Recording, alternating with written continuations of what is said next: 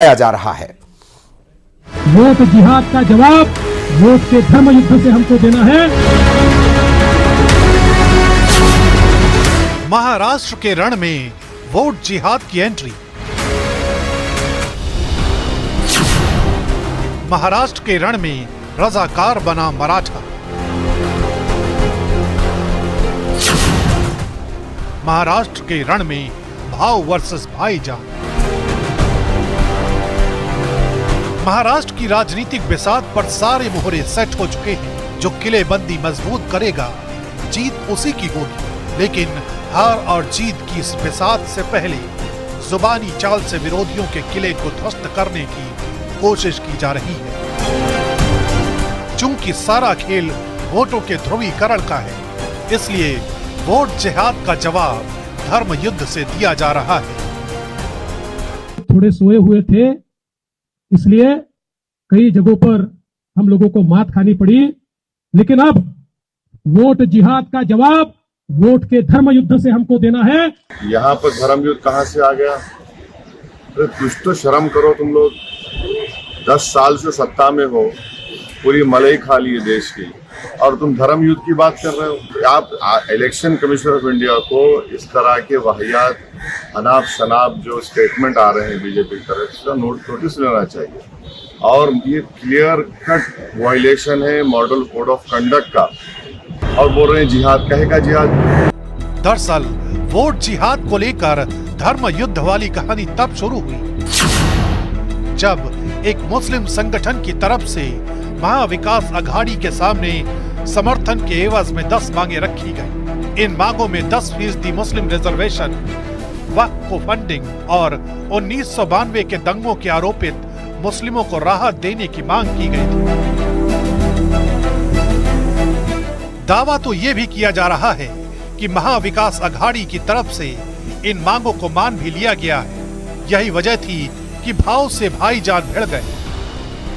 महाराष्ट्र की सियासत में डिप्टी सीएम देवेंद्र फडणवीस जहां हार्डकोर हिंदुत्व की लकीर को आगे बढ़ा रहे हैं, तो वहीं एआईएमआईएम के चीफ असदुद्दीन ओवैसी मुस्लिम वोट बैंक के सहारे आगे बढ़ रहे हैं।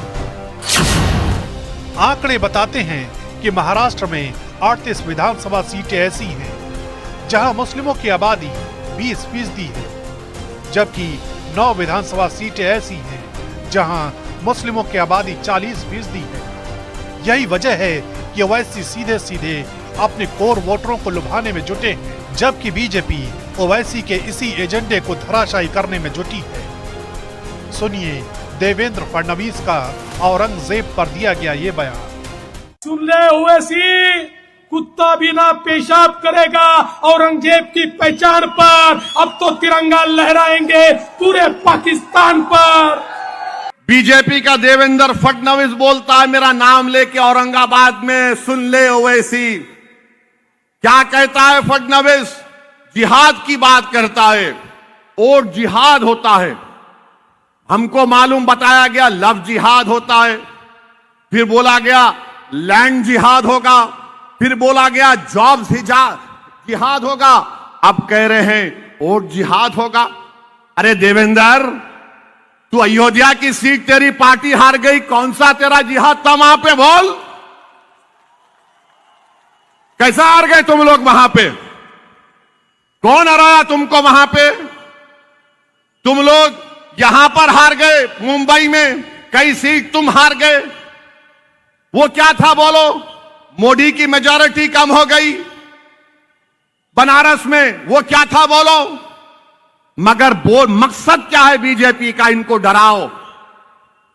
75 साल पहले भी ऐसा डराया जाता था, अब वही चीज को इस्तेमाल कर रहे हैं। इनको डराओ। सुन लो देवेंद्र फडणवीस, तुम्हारे मोदी अमित शाह के ये जुमलों से हम डरने वाले नहीं हैं।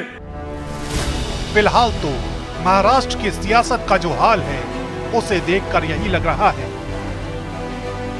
कि ओवैसी बनाम फडणवीस के बीच ये सियासी जंग अभी और लंबी चलने वाली है।